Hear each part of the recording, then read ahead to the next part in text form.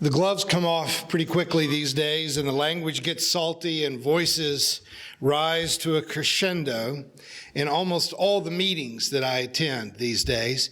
And I'm thankful to be able to report to you that it's not always me that starts the shouting. Just this week, I had a meeting in the Senate staffer's office of Claire McCaskill, and we were just there to talk about a judicial reform bill that we wanted her to be attentive to. And one very normal, nice mother, housewife, just talked herself into talking like a sailor in a heavy storm. It escalated to the point of shouting, and as if the staffers could do anything about this particular piece of ignored legislation. Later in the week, I hosted a support group meeting at my home for the parents of incarcerated sons.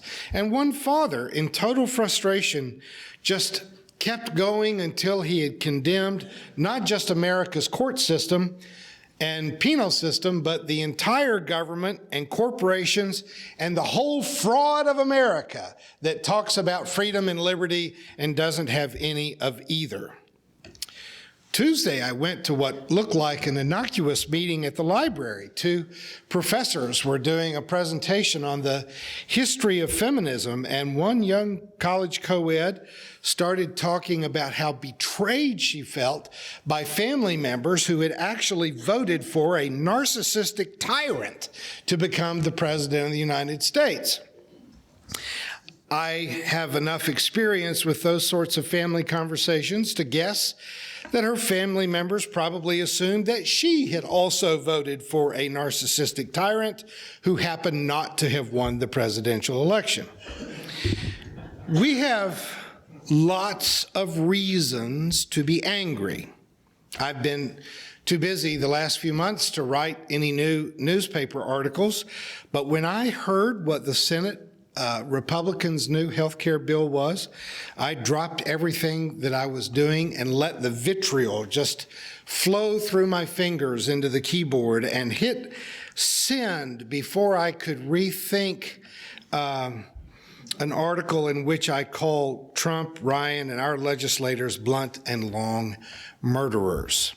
You'll get to see that in the paper later this week. We have reasons to be angry. Lots of them, lots of very good reasons. In fact, I would be kind of worried about someone if they weren't angry, if they knew so little about what was going on or cared so little about what was going on in the world, if they didn't gin up some genuine rage from time to time. But pastorally, from a spiritual perspective, and I know my gig is a progressive commentary on current events. But if you'll let me just, maybe I should have worn vestments today, put on the pastoral role, I want to ask you to slow down and think a little bit about how these emotions are making decisions for us. Our emotions should be our servants, not our masters. I keep asking people to turn their anger into action, to do something. Don't just get mad, get involved, make a plan, make a difference. But the truth about anger is much more complicated than just the fight or flight reaction that comes out of our brainstem. Many years ago, my eldest uncle was dying, and my father and I went to see Uncle Presley in his home on Lake Michigan near Chicago. And shortly after we arrived, I saw my father get angry about how dirty the house was. He was just flying into a rage, wanted to fire the housekeeper. And then we stepped outside, and he became enraged about how poorly the lawn and garden were being kept.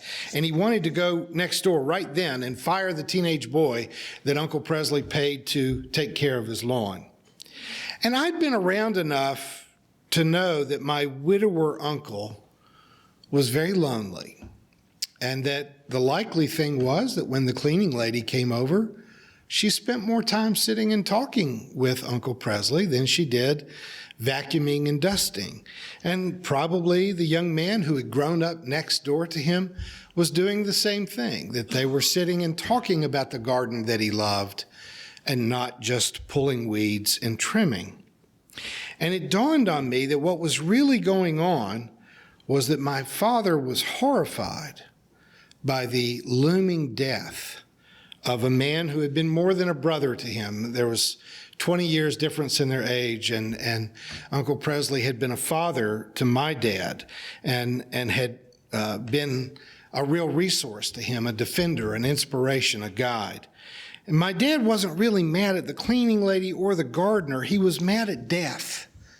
He was frightened by mortality. He was afraid of the impending loss of a man that he loved and that he wasn't quite sure that he could live without. What he needed to do, unfortunately, what my father could never do, was to tell Presley that he loved him, that he was going to miss him, that he was sorry that he was slipping away, and that he needed to thank him for all that he had done for him and for his family, which was considerable. He needed to be able to say goodbye.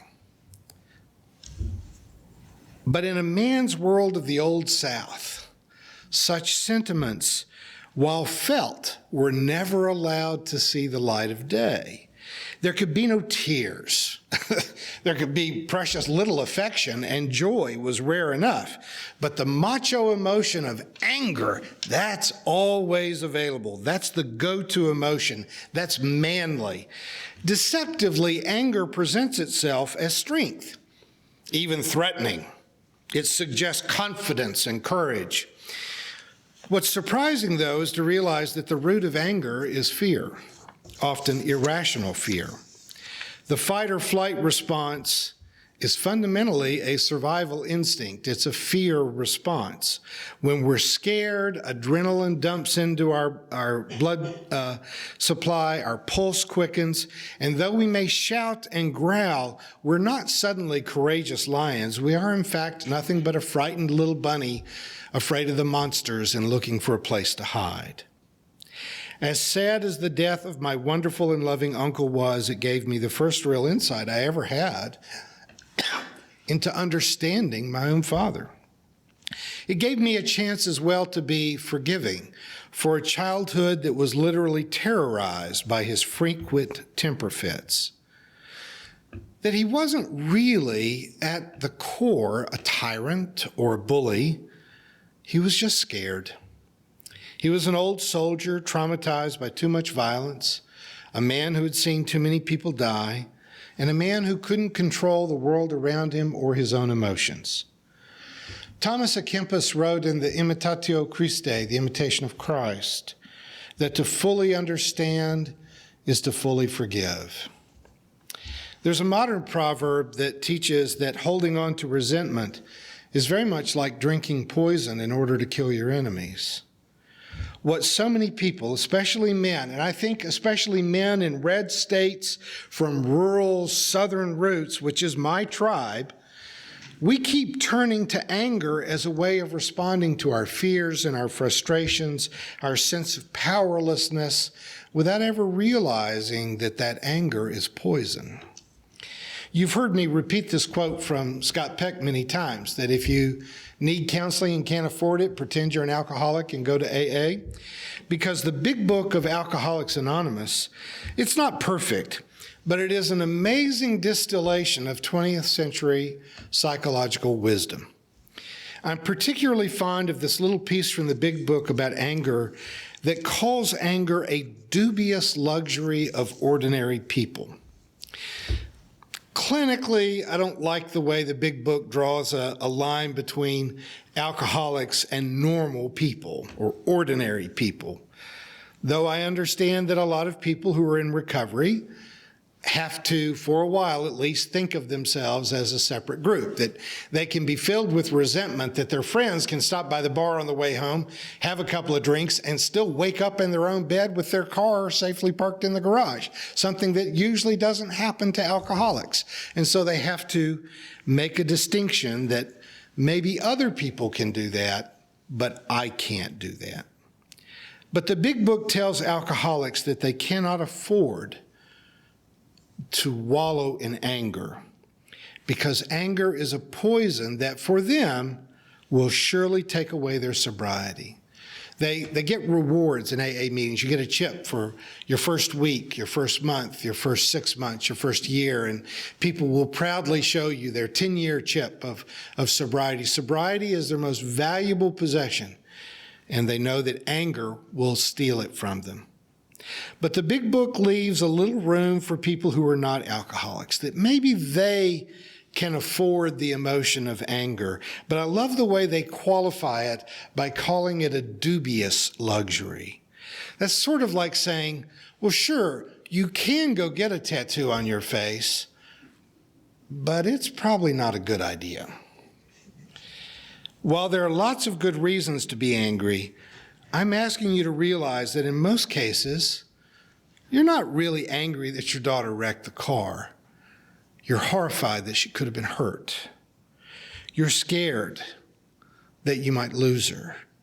Behind many angry marital fights is the fear that your spouse might not really love you anymore.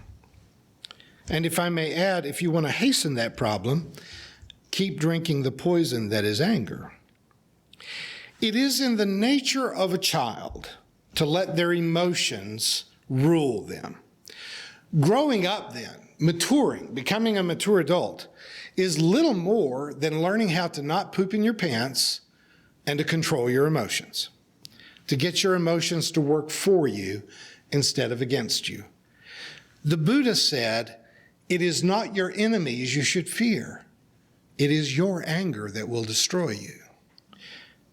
Think of your anger as a precious commodity reserved to be used in times of great need. Slow-moving traffic does not deserve the energy and the sacrifice of your anger. Neither, listen to me, neither Mediacom nor AT&T deserve your anger. Your children live right inside your heart. You love them. So don't let your fear become anger. Let it express itself as what it is, undying love. When my daughter was young and going through one of those phases of using the word hate much too liberally, I would often correct her by saying, "Honey, we don't hate broccoli. We really only hate Republican congressmen." And it wasn't until she quoted me in her Sunday school class that I had to explain to her that what I really mean is hate is a resource that we need to use very sparingly. You don't need to just stay angry all the time. Don't waste it on the school lunch program. And maybe even don't waste it on the news. There are lots of provocations. There's lots of anger now. But you really do need to choose your battles and choose to use your anger in a way that inspires you to meaningful action. The opposite of anger, though, is not indifference. I'm not saying that the answer to the current state of rage in our nation is not to just unplug, move to Belize, though I've thought about it. The goal for a wise person is not to become neutral, but to be in charge of your own life, to be in charge of your own emotions. All that I'm suggesting is that your anger really doesn't make you brave, doesn't make you a man, it doesn't make you strong, and folks, it sure doesn't make you smarter. You don't make good decisions when you're angry. It's a fear-based emotion. So all I'm really suggesting is that you stop being afraid.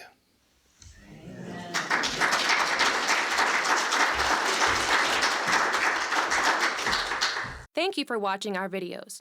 We are entirely dependent on the donations of our listeners and members. We hope that you find this content to be important enough to help us to keep offering these videos to the public at no charge by becoming a regular contributor. Please click on the donate button on our website at www.spfccc.org. Thank you for your support of progressive religious programming.